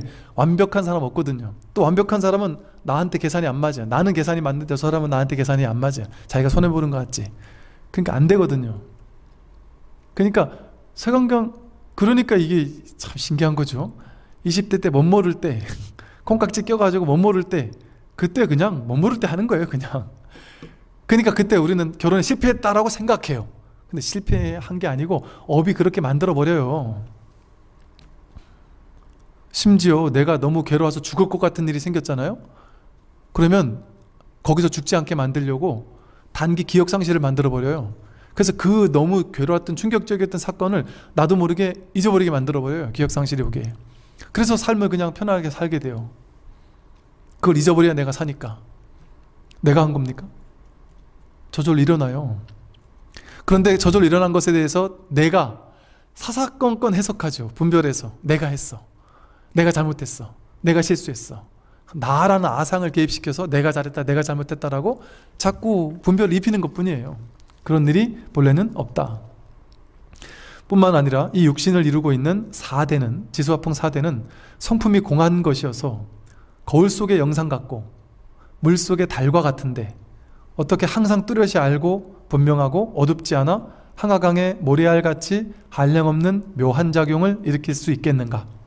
그러므로 신통과 묘용은 물을 깃고 나무를 운반하는 것이라 하였다. 이 육신을 이루고 있는 이 4대는 성품이 공한 것이어서 이 몸뚱아리, 이 세상, 아까 말한 모든 것들, 모든 법, 모든 것들은요, 뭐와 같으냐 하면 아주 중요한, 불교에서 아주 되게 기가 막히게 한 비유예요. 이 세상 모든 있는 것들, 인연 따라 생겨난 모든 것들, 유의 조작된 유의법의 모든 것들은 전부 다 거울 속에 비친 영상과 같아요. 거울에 비친 영상은 실제 그 거울에서 그 영상은 비치지만 실제 그 거울 안에는 그걸 찾아볼 수 없잖아요. 그냥 비친 것뿐이지. 비춰서 드러난 것뿐이 실제 거기 안에는 그게 없잖아요. 거울이 진짜인 줄 알고 거울에 예쁜 여자 얼굴이 비쳐서, 예쁜 남자 얼굴이 비쳐서 진짜인 줄 알고 뽀뽀를 하려고 해도 그 사람하고 뽀뽀할 수 있어요? 거울 표면에만 뽀뽀 못해요. 돈이 있어서 아무리 좋아서 그 돈을 가지려고 해도 거울에 있는 돈을 찾으려고 힘을 주면 거울이 깨질 것밖에 더해요. 있는 것 같지만 비춰진 것 뿐이지 없는 거다 이거예요. 비춰서 있을 뿐이다. 실제 없는 거예요. 비춰진 것뿐. 마찬가지로 물속의 달과 같다. 물속의 달이 이렇게 비쳐요. 이 컵 속에도 달이 비치고요, 바다 위에도 달이 비치고 호수에도 달이 비쳐요. 근데 그 달은 실제 있어요? 그냥 비춰서 있는 것처럼 느껴질 뿐이에요. 그러면 이게 있는 걸까요, 없는 걸까요? 있는 것도 아니고 없는 것도 아니에요. 없는 거라고 하자니 비치는 건 비춰서는 있어요. 근데 진짜 있다고 하려니 이 달을 잡으려고도 잡을 수가 없어요. 비춰 드러난 것일 뿐이기 때문에, 비춰진 것일 뿐이기 때문에 실제가 아니란 말이에요. 여러분이 지금 보고 있는 모든 것이 이것과 똑같습니다. 여러분이 보고 있는 모든 것, 듣고 있는 모든 것, 경험하고 있는 모든 삶, 느끼고 있는 모든 것, 오온 12처 18개가 전부 다 이렇게 비춰서 있는 것처럼 착각될 뿐이에요. 그걸 아까 제가 계속 얘기한 설명이잖아요. 어제 좋은 일 있었어. 그 기억이라는 이미지로 거울 속의 영상처럼 기억이라는 영상이 상으로 이렇게 드러날 뿐이에요. 그 드러난 것을 우리는 실제한다고 생각하니까 어제 내가 정말 좋은 일이 있었어, 어제 그놈이 나한테 진짜 욕했어, 그걸로 지금까지 괴로워하잖아요. 그건 실제가 아닌데, 거울 속에 아무리 나쁜 하는 사람이 있어도 실제 그 사람을 응징하려고 때리면 거울만 깨지지 그 사람은 없어요. 그럼 비춰진 것뿐이지, 영상이 비춰진 것뿐이지, 영상이 비춰준 건 상이에요. 금강경에서 말하는 상, 모든 상을 타파해야 되잖아요. 거짓된 이미지예요. 그 이미지를 딴 사람이 똑같이 봤는데 딴 사람은 다른 이미지로 기억해요. 좋은 이미지로 기억할 수 있어요. 거울에 비친 영상일 뿐이에요. 그림자일 뿐이에요. 모든 것은, 여러분 자식, 남편, 돈이 진짜 돈 있으면 행복해 이렇게 느끼지만, 그 돈이라는 이미지가 내 안에 이렇게 이미지로 기억된 거예요. 사실 실제 여러분이 돈 때문에 행복할까요? 통장으로 막 돈이 입금됐다 빠졌다 입금됐다 빠졌다 이러면 우리는 크게 감이 안 오잖아요. 내 손에 실제 돈이 지어졌다 없어졌다 하면 조금 더 감이 더 오거든요. 아파트 값이 막 올랐다 떨어졌다 해도 그냥 모르고 살았으면 실제 오르고 실제 떨어진다 아무 일이 없잖아요. 무심하게 그냥 살면. 근데 거기에 일일이 신경 쓰고 살면 매일같이 아파트값 오르고 떨어지는 거, 아니면 주식이 오르고 떨어지는 거 매일같이 막 그 그래프 하나에 막 울고 웃고 할 거 아니에요. 아니, 컴퓨터에 있는 디지털 신호 하나가, 올라가고 내려가는 신호 하나가 나를 울고 웃고 한다는 게 너무 웃기는 일 아니에요? 거울에 비친 형상 모양일 뿐이에요. 영상일 뿐이에요. 그림자일 뿐이다. 호수 위에 비친 달일 뿐이다. 그 상이에요. 그냥 상. 내 마음에 투영된 상. 전부 다 투영된 상이에요. 실제는 아니다. 그 거울에 비친 그림자가 그 거울 안에 실제 뭔가 막 공간을 점유하고 있을까요? 달이 실제 그 거울, 그 물 위에 가가지고 달을 잡으려고 하면 그 물 위에 한 몇 센치만큼은 그 달의 공간인 걸까? 실제 그게 달의 공간. 그래서 그 달은 내가 만지지 못하는 걸까요? 달의 공간이 없어요. 비춰진 것 뿐이지. 실제 걔가 있는 곳은 어디에도 없는 거예요. 물을 뜨면 거기 분명히 달이 있었는데 그걸 떠보면 달이 없어요. 본래 있는 게 아니기 때문에. 이 세상 모든 것이 그와 같습니다. 삶이 그와 같다. 이 세상은 실제 있는 게 없다. 그렇게 실제 있는 게 아님에도 불구하고 이렇게 항상 뚜렷하고 밝은, 분명해서 어둡지 않은 이러한 신묘한, 한량없는 묘한 작용, 이런 걸 어떻게 일으킬 수 있겠느냐. 아무것도 없는데도 불구하고 이렇게 들을 줄 알고, 볼 줄 알고, 말할 줄 알고, 행동할 줄 알고, 움직일 줄 알고, 여러분 이렇게 삶을 살 줄 알아요. 늘 이렇게 살고 있어요. 이게 진짜 신기한 일 아니에요? 텅 비어서 공한데 아무것도 아닌데, 무한데 아무것도 없는데, 이렇게 아무것도 없는데 또 이렇게 거울 속에 비친 영상이 이렇게 진짜처럼 움직이고 있어요. 이렇게 말하고 있고, 제가 스님인 척하면서 설법이라는 영상을 찍고 있고, 여러분은 신도님인 척하면서 또 얘기를 듣고 있고, 이런 일이, 이게 신묘한 일이에요. 신통묘한 작용이다. 신통 변화란 말이에요. 실제 변화가 없는데 이렇게 스님으로 변하고 신도로 변했잖아요. 이게 신통 변화예요. 이게 신통자지한 일이에요. 이게 임재 스님이 말하는 선의 시크릿이에요. 요즘 서양에서 뭐 시크릿 이래서 되게 유행했지만 실제 시크릿이, 비밀이란 말이 여기서 나왔어요. 이게 비밀이에요. 근데 진짜 비밀은 다 드러나 있는 거예요. 드러나 있는데 본인이 못 보는 거죠. 진짜 비밀이 이렇게 100% 드러나 있으니까 못 보는 거예요. 그러니까 옛날 이런 얘기 있잖아요. 우화 같은 것도 보면 어디다 숨길까 했는데 너무 귀한 거라 숨길 수가 없는 거예요. 다 드러나게 숨긴다 이러잖아요. 다 드러나게, 100% 다 드러나게 숨겨버리니까 그 누구도 찾지 못하는 거예요. 아무도 못 찾았잖아요. 부처님만 딱 찾아가지고 이걸 우리에게 이렇게 일러주시는 게 얼마나, 이걸 어떻게 찾았을까요? 어떻게 찾았을까요? 정말 이것을 100% 드러났기 때문에, 나로서 드러냈기 때문에 찾을 수가 없단 말이에요. 이게 신묘한 일 아니겠어요? 이게 신통한 일이고 신통묘한 일이고, 이게 신통묘용이다. 이게 신통력이, 신통력. 그러니까 이 신통력을 써서 우리는 물 한 모금을 마셔요. 목마른 줄 알고, 목마르면 물 마실 줄 아는, 이게 신통력이에요. 신통변화예요. 길을 걸을 줄 아는 게 이게 신통변화예요. 물 위를 걷는 게 신통이 아니고 길 위를 걷는 게 신통이다. 하늘을 아는 게 신통이 아니고, 배고플 때 배고플 줄 아는 게 신통이에요. 목마를 때 목마를 줄 아는 게 신통이고, 돈을 벌 때 벌 줄 알고 날릴 때 날릴 줄 아는 게 그게 신통자제함이에요. 내가 성공할 때 성공할 줄 알고 실패할 때 실패할 줄 아는 게 그 신통 묘유예요. 젊을 때 젊은 줄 알고 젊었을 때도 있고 늙었을 때도 있는 거, 이게 진짜 신통자제함이에요. 늙지 않고 평생 탱탱한 피부를 간직했으면 좋겠다, 이건 허망한 망상이고, 늙는 게 신통함이에요. 변해가는 게 신통함이고요. 오늘 여기까지 말씀드리겠습니다. 선물하십시오.